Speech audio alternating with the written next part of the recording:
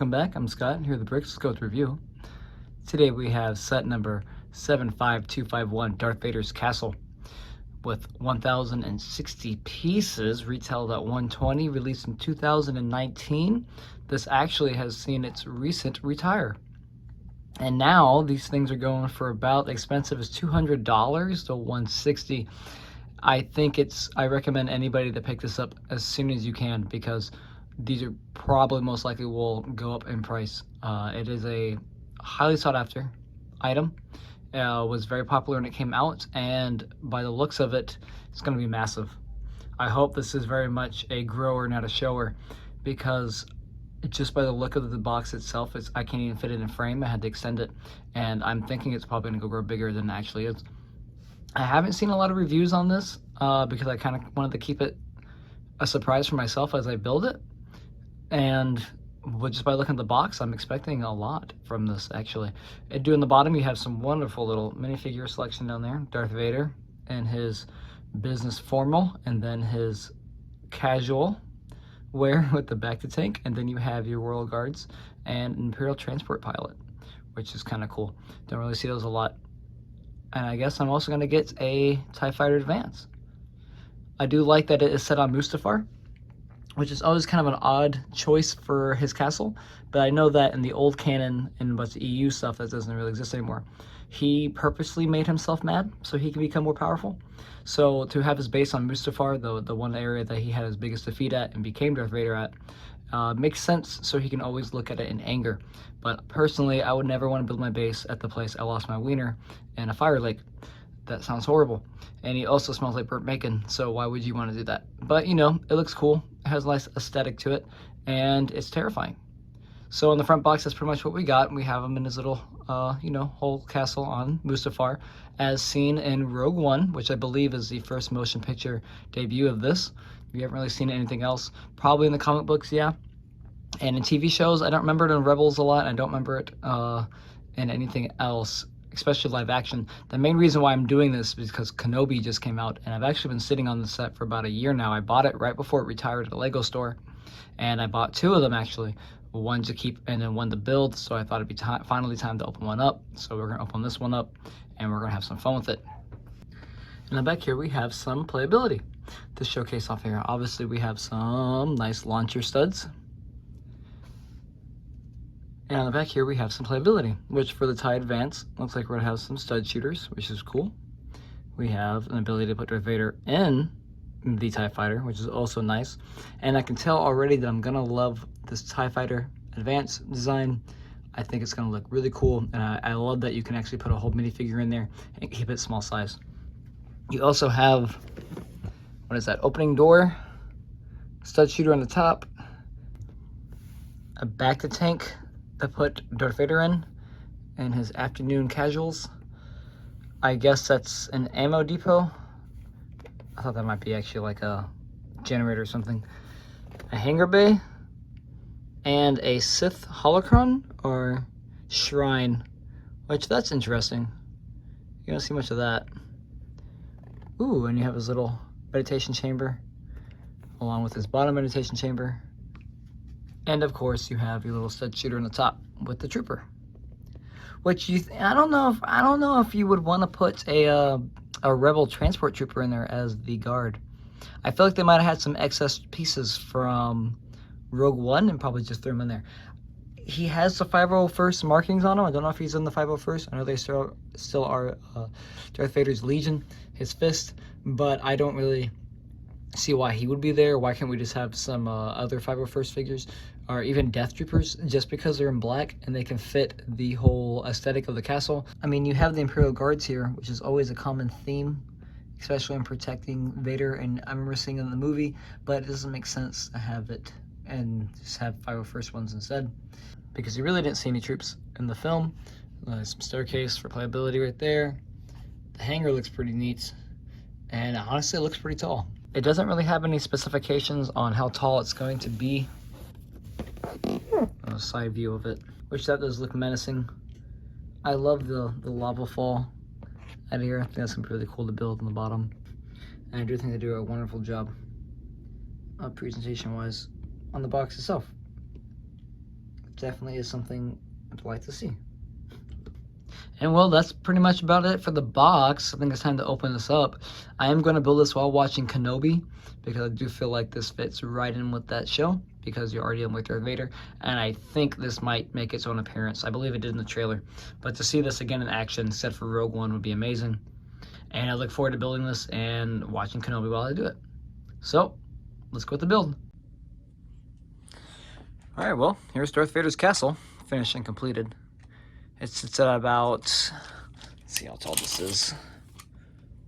Let's see, about a little under 18 inches. I can't really see that on the camera, but so it sits at about 1.5 feet tall. That's pretty cool. It's impressively big, just about as big as the box actually. So it's not really much of a, it's all shower, not really a grower. I'll have to say that. You can get a lot of the size just by looking at the box. I thought the base plate, or at least the width of it, would be even bigger too. It's kind of underwhelming, to be honest with you. Thought it'd be more impressive, but it is a decent play scale. I usually don't buy play sets like these, so to have one of these was kind of a different build for me. Usually do vehicles, but I did enjoy this a lot, the whole vehicle. We'll get into that in a minute with the TIE Fighter Advance, but this is just a quick look around. This is the front view. Here's a side view when we have some detailing on it already, and a window to the trooper. And here's the back view with all the playability. You pretty much can see all the minifigures in place and hologram is. And the last side view, which you have some more detailing on the bottom here. Overall build experience was pretty decent. I had a lot of fun building the base, and especially with the lava flow down there. This right here is probably one of the whole translucent pieces in this whole set are really beautiful. You have a lot of translucent reds here in this front plate for some windows, and then you have the wonderful translucent orange piece, which this piece right here is textured to look like rocks and lava, which is wonderful. It gives me actually very much gives me a very much Minecraft vibe when building it, because it's how exactly, like, they tried to make it flow by putting some nice sloped pieces here, 1x2s, and I'm sure what the piece is called, but it definitely does try and give the illusion of a slope to it, so it looks like it's pouring down. But to be completely honest with you, it's a Minecraft type of lava flow, and I think that's very cool. You're not gonna get that super realistic. You're always gonna have that idea that, you know, Lego's gonna be restricted to its squaredom, and definitely that comes there. That comes in play here, but they did a decent job, and I liked the lava flow. Kind of wish there was more lava. I kind of wish this had a bigger base plate, just because it can be set up higher and have more of a rock, so you can have more lava coming down that really give that Mustafar feel. But for $120, 1,000 pieces, that is pretty good. I guess if you were to make more of a mock base plate for it, that's what I would do. I'd definitely try to stick with this design here and put them all right there, so that way you can have a bigger base plate and have more lava coming down. That's what I would do if I would change it. There are some other things I also would do, especially right here, which I don't know if you can really see it that well, but there is some slight gaps right here, which we have these 1x1 dark bluish gray slopes here, and I kind of feel like we could have put 2 more right here on the opposite ends to kind of make a valley shape. Okay, if not, it doesn't come in through. I don't like that. Kind of feels unfinished. And then possibly some more right here, just to give it more of a slope feeling, just to clean it up, because it does, these slope pieces and these flat tiles look great, and they really do add some nice characteristics with it, and they break up the pattern of all the studs, so it gives a very sleek look, which a lot of these Star Wars sets should have, but they don't really, because they like to have as much stud as possible. They really stopped trying to do all the sleek designs like 2006, 2005. Now I get more studsy looks, but I definitely do like these ones on here, and I kind of wish they had more to break it up, or more additions to it, just to have more of a sleek look to it, especially right here. The only thing I do not like so far in just the front view is the turret on the top. It's a play feature, yes, but if you want to have a more accurate style and a more accurate depiction of Darth Vader's castle, I would take that off and just remove that whole section, because I don't care for it. I just like the menacing tower, just like that. Really gives me some Isengard vibes with that as well. So I really enjoy this, and I think that if you just take that turret off, you would get that done. The sides are about the same. A lot of flat tiles, a lot of breaking of color schemes, especially with the black and the dark blue gray. But what I really like is the details over here on the side. So it's kind of very Easter egg friendly, similar to the Jurassic Park gate and T-Rex set they had, I think came out on the same time this one did. And you have a wonderful little Sith holocron. You have a nice little Sith holocron area over here. I guess you would say a shrine. I would say a temple, but not really, a little shrine area for a Sith, which is really cool. You have basically the same Emperor Palpatine hologram pieces play as the two statue pieces. Then you have your translucent purple over here, which will act as a holocron on top of a Republican red, or the burgundy red 1x1 piece. You have some stickers here, especially on this flat tile and on these flat tiles here, which look wonderful. And actually, I wasn't upset to build it. I do like the design here for this whole setup. It has clashed well. I don't understand why it would be on the rocks. Why would it wouldn't be inside Darth Vader's castle? Maybe it's just a spacing thing, but that's really my one complaint on that side. But other than this wonderful little side piece. And then this side, now what else to talk about, it's kind of the same. The main difference is here on this wall, we have a little door that opens up, in which you can have Imperial Guards, Darth Vader, or his 501st Trooper to walk in on the staircase from outside the hangar, which is on the bottom. It opens and closes. And it does a decent job of fitting in with the rest of the flat tiles. Not really good job right here. Don't care for that. It does get a little crooked. Try to fix that. But I don't care for this piece all right here. I think that kind of ruins everything. They could have fixed that. And but I guess they did the best they could just to get those two hinge parts on there. And then right here we have what looks like a refueling station. I thought it was like a power generator, but it's more like a refueling station. And you have some ammunition for the stud shooters on the TIE Fighter Advance. Once again, it's on the outside, could probably be in the hangar, but this time they didn't put it like the other side on top of the rock like the holocrons are. I don't understand why they decided to do that. So this is better this way, to put it in there almost like it's inside the hangar. So that's cool and a better design. I think they should have done that the same way with that one on the opposite end there. And that's much it for this side. All right, and then we have the hangar. And when you flip it open, you can see that it has the very famous Star Wars design, especially with the lighting and the support columns underneath. The stickers are on all the sides. You do have 1, 2, 3, 4, 5, 6, 7 stickers in the bottom, which isn't that bad. They're actually kind of easy to place on. That's for the top, and then you have the 7 more stickers on the bottom as well, which also are not that hard to put on and are really not annoying. There are a lot of stickers in this set, but not too many, not a lot of small ones that bring on to a lot of complications. And yeah, you're gonna have some imperfect in there, but you really hardly will ever see them, especially in the hangar. And once you put the hangar down, you can put our wonderful, and once the hangar is down, you can park the wonderful TIE Fighter Advance right in the middle, just like that. Just nifty. Other parts that come with it is the second floor is Darth Vader's meditation chamber, which we can remove these guys out, get a better view. It's detailed, has the doorway right here, which you come in through the door. Has the normal Star Wars lights stickers. These are smaller ones, so they're kind of annoying to do. Didn't really care for them. And then on this side, you have a little control panel for his back to tank. And the back to tank does open from the back, so you can get him out. Nice little design on the top, and we have Darth Vader in there with his breathing tube actually on incorrectly, which we can probably fix that when I do that again. But he would have that on his mouth, and he's there in his rest mode. And that's pretty much it for the second layer. For the third and fourth, you have the meditation chamber, which is a good scaled down version where Darth Vader can fit right in there. I have him currently in his TIE Fighter Advance. And then you have a hologram of Emperor Palpatine on the side. Now, I do want to give my pet peeve on this side is that I had the hardest complications to just try and click this together, because these two sides do fold in and they come in by a hinge joint right here, with a Technic pin.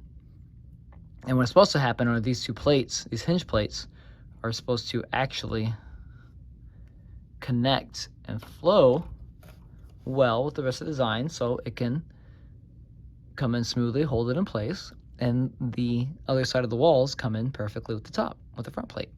I could not get them in for the love of me. I just couldn't get these pieces, these hinge plates, come over these hinge plates. I thought I did something wrong, but everything seems to be right in the manual. So what I did is I just said, fuck it, and I just moved the pieces over just a little bit just so it can fit in. So it's not 100% correct on that, and I apologize for that, but I just couldn't get that piece to fit, and I didn't want to break it, and that's pretty much all we did. On the back side, too, you can also see some of these lovely translucent pieces in the background for his windows of the meditation chamber. They do a wonderful job making a mini scale, like I said, especially for Darth Vader to fit in there, and just close it up on that. And on the top half, we have our first figure in his turret spot, which is a rounded base plate with little 2x2s, and then we have his turret on top, which is the stud shooter. And that's pretty neat to look at. It is labeled. It is stickered, and that's probably one of the most annoying ones to sticker, because you definitely don't want to get too bubbly or imperfected on that one, or you will notice it. And the turret does move around while taking the whole front piece with it. Not my favorite bit, but it does the job. Another thing I want to notice is those translucents in the bottom on Darth Vader's back to tank level. They have those very translucent 1x2 pieces that make the windows. You do stack those up, I believe 5 high, and then you put those in the rows to make the windows, which is really cool. My favorite detail is all on the back. In all honesty, I do not care for a lot of this in the inside. I prefer just the presentation in the outside of the set, just because I love the look of this castle. But the minor details inside are cute little Easter eggs and cute little playability things. Don't really see anybody actually playing with this as much, especially children, because who wants to play with Darth Vader and his back to tank, and then him pondering on life mistakes and crying about Padme while his trooper is up the stairs trying not to listen too hard as he's crying in that helmet. You know what I mean? Not really that cool of a play set, but that's much for the Darth Vader castle. Let's go to the minifigures and the TIE Fighter, which is a cool addition to it. All right, well, on to minifigures. So we have, as always, a Darth Vader and his redesign.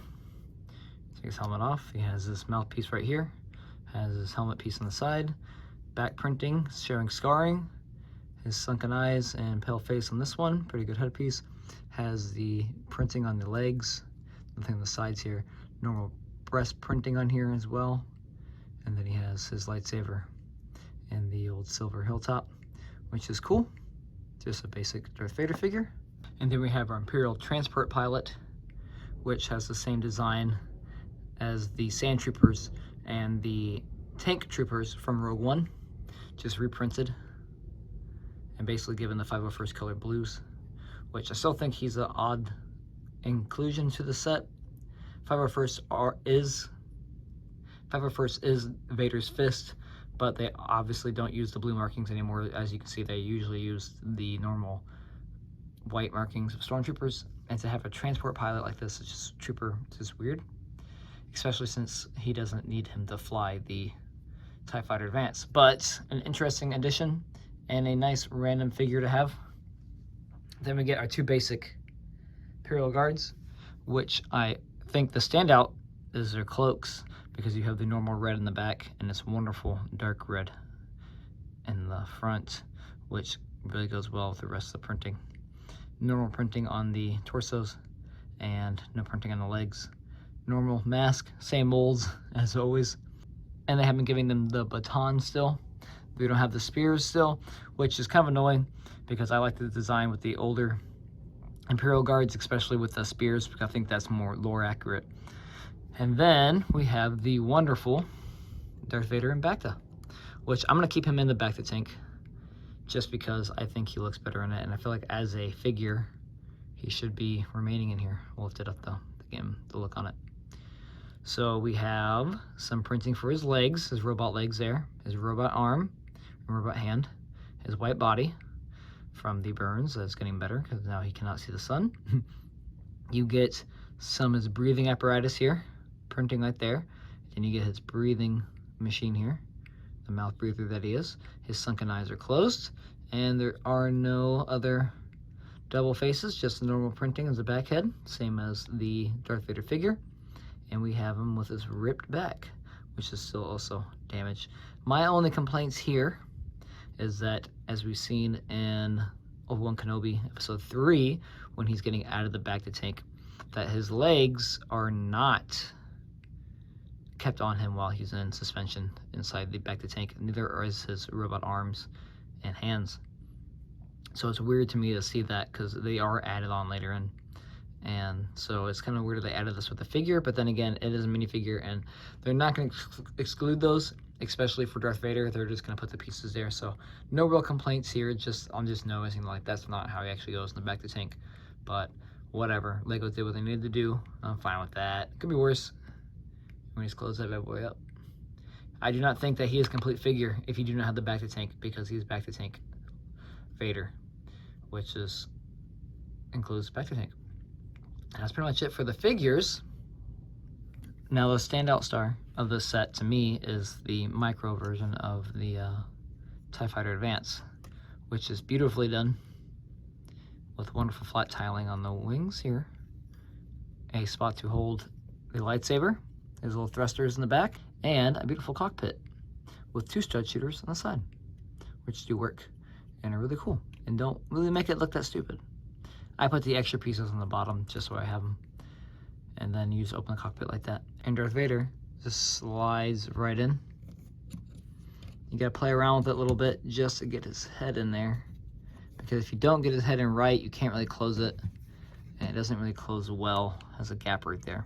And in my opinion, I think this is something Lego should do more of, is make more mini scale versions of crafts like these with playability as the stud shooters and the ability to put in a minifigure. I think it's great.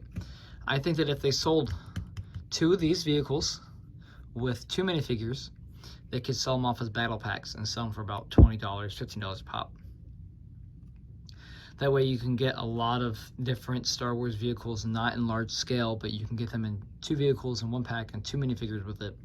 You can get some pilots, you can get some droids, you can get some heroes, you can make mini scale X-Wings and TIE Fighters, you can do all kinds of stuff like that. And I think that'd be really cool for army building as well, because these aren't the ideal scale, but you can buy these on a lot bigger scales. And then you can start making them, and by that I mean in quantity. You can buy them in large quantities and have large lineups of TIE Fighters and other starfighters that you can use for your army building, which I think would be a really good idea for them. And I wouldn't mind these as little battle packs, because these do kind of serve as upgraded versions of the battle pack army builder weaponry or vehicles they usually design for them. And I think this does very well. And if they just had this with some minifigures or 2, they could sell it for cheap, and you can start buying these in larger bulk and having more accessible, especially for people who are working more constrictive spaces and don't have room for these large vehicles. They can do that with a smaller scale and then still get the minifigures they want and still have a little army building, which is cool. So to me, this is a wonderful build, and it's a wonderful size, and it's probably the best part of this whole build, actually. Now, that's saying a lot, I know. This thing does look beautiful presentation-wise, Darth Vader Castle, that is, but I just adore this, and I think that this is a good direction that Lego should probably go for and try to make more of.